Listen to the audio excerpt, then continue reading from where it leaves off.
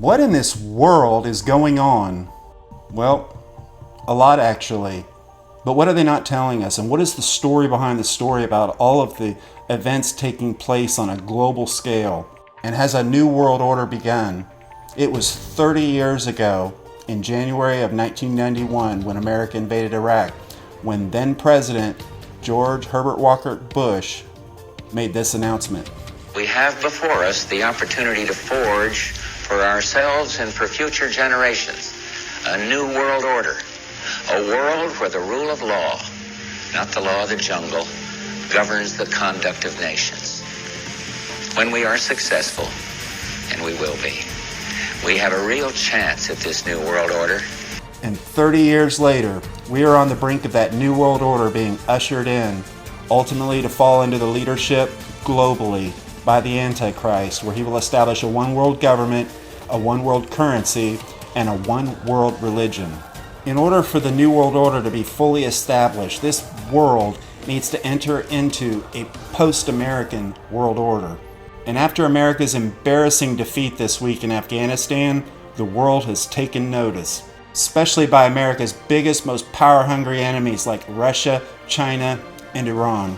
While the Taliban works to establish their new government in what they're now calling, as of today, the Islamic Emirate of Afghanistan, American troops and citizens, along with their allies, escaped to the Kabul airport to flee the country.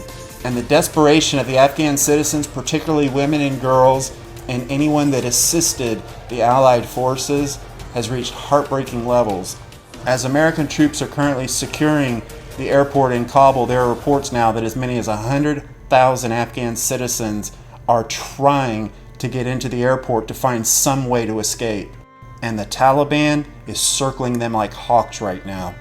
This is a common sight right now in Afghanistan, where women and girls are essentially being erased from society. And as the Taliban goes door to door looking for the men that fought against them so that they can execute them, they are also taking young girls as young as 12 years old and forcing them into marriage and consummating it on the spot. Meanwhile, while all this chaos is going on in Afghanistan, China and Russia prepare to make their move. With both of these countries being somewhat cordial with the Taliban, they have arrangements made where China will come into Afghanistan to drill for rare minerals, while Russia lands big, huge contracts to basically rebuild Afghanistan. But what does the world think of America now?